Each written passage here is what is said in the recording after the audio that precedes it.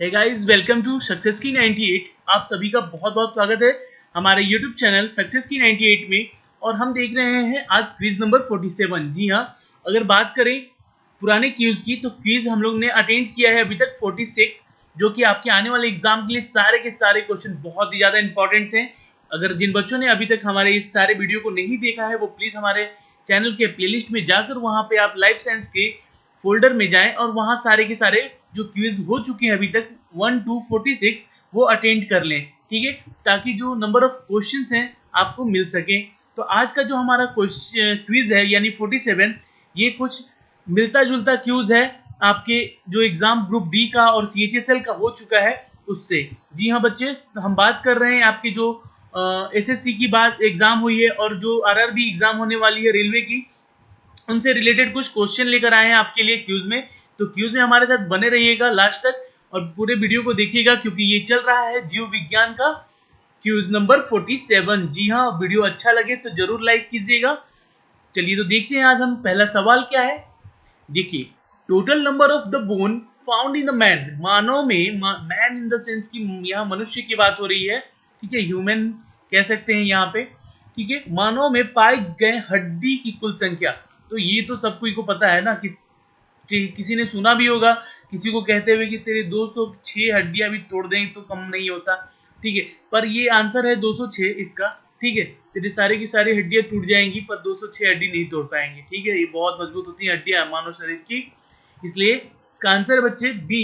तो सबसे इंपॉर्टेंट चीज जो मैं थोड़ा सा डिस्क्राइब कर दूं, ये देखो 206 हड्डियां होती हैं मानव शरीर में। ओके, लेकिन जब ये कोई चाइल्ड बॉर्न होता है यानी कि जब कोई बच्चा जन्म लेता है उस समय उनकी हड्डियां जो होती हैं 229 या 230 ऐसा माना जाता है कि उनकी हड्डियां होती हैं। ठीक है, पर जो धीरे धीरे जब इनकी एज बढ़ती है यानी कि ये वयस्क होते हैं तो ये टोटल हड्डी, छोटे छोटे हड्डियां जो थी वो जुड़कर एक हड्डी हो जाती है और ऐसे करते करते टोटल 206 हड्डियां बचती हैं मानव शरीर में। तो इसका आंसर है बच्चे बी। चलिए अगला हमारा सवाल है कि number of bone found in school, यानी कि कपाल हड्डी, जी हाँ खोपड़ी में पाए गए कपाल हड्डी की संख्या कितनी है।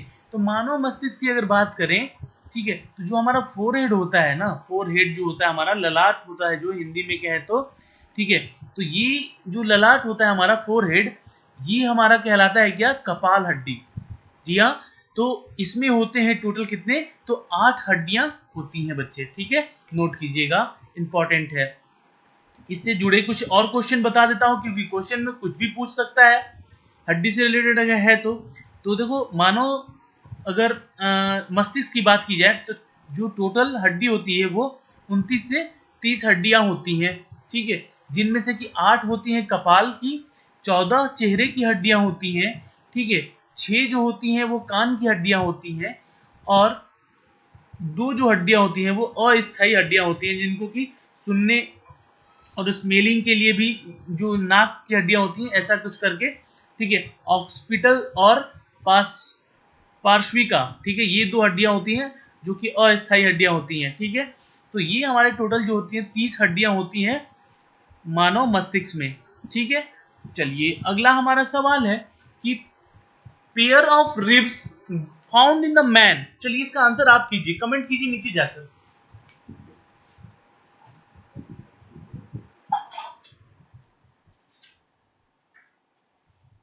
अगर आंसर पता है आपको तो जल्दी से जल्दी नीचे कमेंट बॉक्स में जाकर इसका आंसर आप कमेंट कर सकते हैं। चलिए, आदमी में पाए गए पसलियों की जोड़ी यानी कि पेयर ऑफ रिब्स जो होती हैं वो कितनी होती है बच्चे, तो ये होती है टोटल 12। यानी कि आपने पसलियों की बात की है तो देखा होगा अपने पसलियों को किसी फिगर में। ठीक है, तो ये टोटल जो होती हैं पसलियां हमारी होती है जोड़े में 12। ओके, अगला सवाल है strongest bone of the body is found in, हमारे शरीर में सबसे मजबूत हड्डी कहाँ पाई जाती है, जांग में, जबड़े में, कंधे में या गर्दन में। तो सबसे अगर मजबूत हड्डी होती है हमारे बॉडी में तो वो होती है बच्चे जबड़े की यानी कि जॉ। ठीक है, याद रखिएगा जो जबड़ा होता है हमारा माउथ का, ठीक है, जो हमारा फेस का जो जबड़ा होता है वो सबसे मजबूत हड्डी होती है हमारे बॉडी में। और सबसे लंबी हड्डी कौन होती है शरीर में? तो वो होती है जांग की हड्डी, जिसको हम कहते हैं क्या? फीमर। ठीक है, ये होती है जांग की हड्डी। ठीक है, चलिए अगला हमारा सवाल है, energy is stored in the liver and muscles in the form of ऊर्जा यकृत और मांसपेशियां में जमा की जाती हैं क्या? ठीक है, तो चलिए नीचे जाकर कमेंट बॉक्स में आप अपने आंसर भी कमेंट करते रहें, क्योंकि ये जो क्वेश्चन है बहुत इंपॉर्टेंट है और ये सारे क्वेश्चन आपके एग्जाम में पूछे जा चुके हैं। ठीक है, तो देखिए ऑप्शन है फैट, प्रोटीन, कार्बोहाइड्रेट या फिर ग्लाइकोजेन। तो आप अपना आंसर बता सकते हैं। चलिए बताइए, energy is stored in the liver and the muscles in the form of glycogen. ठीक है, ये जो हमारे शरीर में जो स्टोर्ड होती है एनर्जी कहाँ होती है? तो is stored in the glycogen, जो कि लीवर और मसल के में होती हैं, जो कि किसके फॉर्म में होती हैं? तो ये ग्लाइकोजेन के फॉर्म में होती हैं। याद रहेगा। चलिए अगला सवाल है कि which blood vessels carry pure blood from the lungs to the heart? कौन सा रक्त वाहिकाओं को फेफड़ों से दिल तक शुद्ध खून करने में होते हैं लेते हैं? ठीक है, कौन से रक्त वाहिकाओं यानी कि जो लंग्स होते हैं वो फेफड़ों से जो हार्ट यानी कि हमारे दिल तक, हृदय तक खून को शुद्ध कर लेते हैं? तो ऑप्शन है आपके पल्मोनरी एरिस्टिस, ठीक है, कार्डियक आर्टरी या फिर कार्डियक वेन या फिर पैल्मोरी वेन। तो अगर आंसर पता है तो आप नीचे जाइए और वहां पे कमेंट बॉक्स में जरूर अपने आंसर को कमेंट कीजिएगा। चलिए फटाफट का इसका आंसर मैं आप लोगों से चाहूंगा कि कौन सा रक्त जो वाहिकाएं होती हैं वो फेफड़ों से दिल तक खून को शुद्ध करते हैं, खून शुद्ध खून लेते हैं, सॉरी खुद सुन लेते हैं। चलिए तो आंसर है बच्चे डी, यानी कि पैल्मोनरी वेन जो होती हैं हमारे बॉडी की, ये क्या करती हैं? ये शुद्ध खून लेती हैं, ठीक है, फेफड़ों से दिल तक भेजने में। चलिए क्वेश्चन नंबर 7 है कि bone found in the leg of man. देखो अभी मैंने आपको बताया इसका आंसर है, तो वैसे तो ये क्वेश्चन नहीं बताया था, ये बताया है कि आपको कि सबसे लंबी जो हड्डी होती है वो फीमर होती है। ठीक है, याद रखिएगा, फीमर होती है, जांग की हड्डी होती है। अब ये पूछ रहा है कि मनुष्य के पैर में पाए गए जो हड्डी होती है वो किस तरह की होती है? क्या ये पोरस होती हैं या खोखली होती है या फिर ठोस होती हैं या फिर इनमें से कोई नहीं? तो आंसर नीचे जाके आप कमेंट बॉक्स में अवश्य कमेंट करें। ठीक है, क्योंकि आपने अगर क्वेश्चन की आंसर कमेंट किए तो इट मीन्स कि वो क्वेश्चन आपको रिमाइंड हो जाएगा, याद रहेगा, रिमेंबर होगा आपको। ठीक है, ताकि आप आंसर फटाफट करके यहाँ आंसर कीजिए, करते रहिए और इसको याद करते रहिए। ठीक है, चलिए तो इसका आंसर है बच्चे बी, यानी कि हॉलो यानी कि खोखली होती हैं। ठीक है, याद रखिएगा, जो मानो शरीर की जो पैर की हड्डियां होती है वो क्या होती है? खोखली होती हैं। चलो अगला सवाल है कि the bone tibia is found in, जो हड्डी टीबिया होती है जिसका नाम टीबिया है वो कहाँ पाया जाता है? तो खोपड़ी में, लेग, आर्म या माउथ? ठीक है, इट्स माउथ, ओके, यानी कि मुख। ठीक है, चलिए तो आंसर बताइए। आंसर है बच्चे इट्स इन लेग। जी हाँ, बोन टीबिया जो होता है वो पैर में पाया जाता है। ठीक है, याद रहेगा। चलिए अगला हमारा सवाल है कि presence of excess fluorine in water causes, पानी के कारण अतिरिक्त फ्लोरीन की उपस्थिति जो कि होती है वो क्या होती है? तो चलिए फ्लोरिस या रेस्पिरेटरी डिजीज या डेंटल कैविटी या टूथ डिके। यानी देखो ये जो जितने ऑप्शन है वो क्या रिलेट कर रहे हैं आपको?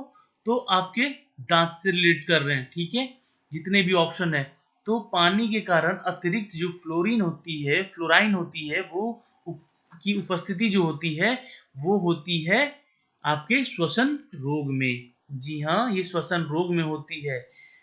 जितनी भी क्या होता है, जैसे मान लो आपने इसकी जो उपस्थिति है फ्लोराइन की, ये अधिक हो गई आपके बॉडी में, ठीक है, तो ये कहाँ से निकलेगा, तो आपके मुख से निकलेगा। श्वसन, जो सांस छोड़ोगे वो बहुत ही स्मेल उसका होगा जो बहुत ही गंदा होगा, जिसके कारण आपको सांस की बीमारी भी हो सकती है। और देखो जो इसमें आंसर है इसका बी, ए है, सॉरी, फ्लोरेसिस, ठीक है, सॉरी इसका आंसर ए है, फ्लोरेसिस होगा इसका आंसर, ठीक है, प्रेजेंस ऑफ एक्सेस। और ये जो मैं बता रहा हूँ आपको श्वसन रोग, ये कारक होता है एक, जैसे मान लो टीबी से होता है, ठीक है, सांस वाले रोग जो होते हैं वो टीबी से होता है, ठीक है। डेंटल जो प्रॉब्लम होती हैं उसका भी एक कारण बनता है फ्लोरीन, ठीक है। और जिसमें कि आपके फ्लोरेसिस जो होती हैं, ये क्या होती है, तो पानी के कारण अतिरिक्त जो फ्लोराइन होती है, अतिरिक्त फ्लोराइन उसके चलते होता है, तो ये फ्लोरोसिस होगा, ऑप्शन इसका आंसर। चलिए अगला सवाल है कि how many teeth in the man come out twice, मनुष्य में कितने दांत दो बार आते हैं, तो आंसर है सी, यानी कि 20 टाइम्स, कोई भी दांत वो 20 बार आती है, ठीक है। कितने दांत, ठीक है, 20 दांत जो है वो आपके दो बार आते हैं, ठीक है, याद रहेगा। चलिए अगला हमारा सवाल है कि most of the digestion occur in which part of alimentary canal of man, अधिकांश पाचन मनुष्य के वैकल्पिक नहर, कैनल यानी नहर लिख दिया यहाँ पे, ठीक है, वैकल्पिक के किस हिस्से में होता है, यानी कि नहर यानी नहर नहीं है, कैनल यानी कि जो हमारा नली कह सकते हैं ये, ठीक है, जो वेन की नली होती है, ठीक है, उसे कैनल कह सकते हैं आप। Most of the digestion occur which part alimentary canal of man is in small intestine, यानी कि छोटी आंत में होती है, ठीक है बच्चे। चलिए अगला सवाल है कि in human digestive system the process of digestion start in, मानव पाचन तंत्र में पाचन की प्रक्रिया शुरू होती है, तो ये ब्यूकल कैविटी से जो पाचन तंत्र की क्रिया शुरू होती है, ये कहाँ होती है, तो ब्यूकल कैविटी, हमारे पेट में ये पार्ट होता है, ठीक है, तो यहां से पाचन की क्रिया शुरू होती है। अगला सवाल है कि maximum nutrient element absorbed by the blood from which part of alimentary canal, रक्त में घिरा हुआ अधिकतम पौष्टिक तत्व जो वैकल्पिक नहर के किसी हिस्से से होता है, तो चलिए इसका आंसर आप नीचे जाके कमेंट बॉक्स में आप जरूर कमेंट करें। चलिए इसका आंसर है बच्चे सी, यानी कि स्मॉल इंस्टाइन से, ठीक है, छोटी आंत से होके जाता है। The enzyme found in saliva, enzyme saliva कहाँ पाया जाता है, रेनिल, पेटलिन या टेलिनिन या रॉल में, तो आंसर है बच्चे ये पेटलिन में पाया जाता है, ठीक है, पेटलिन में पाया जाता है हमारे बॉडी के, ठीक है, ऑप्शन इज पेटलिन बी। और ये सवाल है भोजन के पाचन के लिए निम्नलिखित में से कौन सा आवश्यक है, तो भोजन के पाचन के लिए सबसे ज्यादा आवश्यक है एंजाइम की, जो कि आपके बॉडी में जो खाना होता है वो सिर्फ पचाता है, कौन, तो एंजाइम, ठीक है। तो आज के लिए इतना ही, हमारे साथ बने रहने के लिए आपका बहुत बहुत धन्यवाद।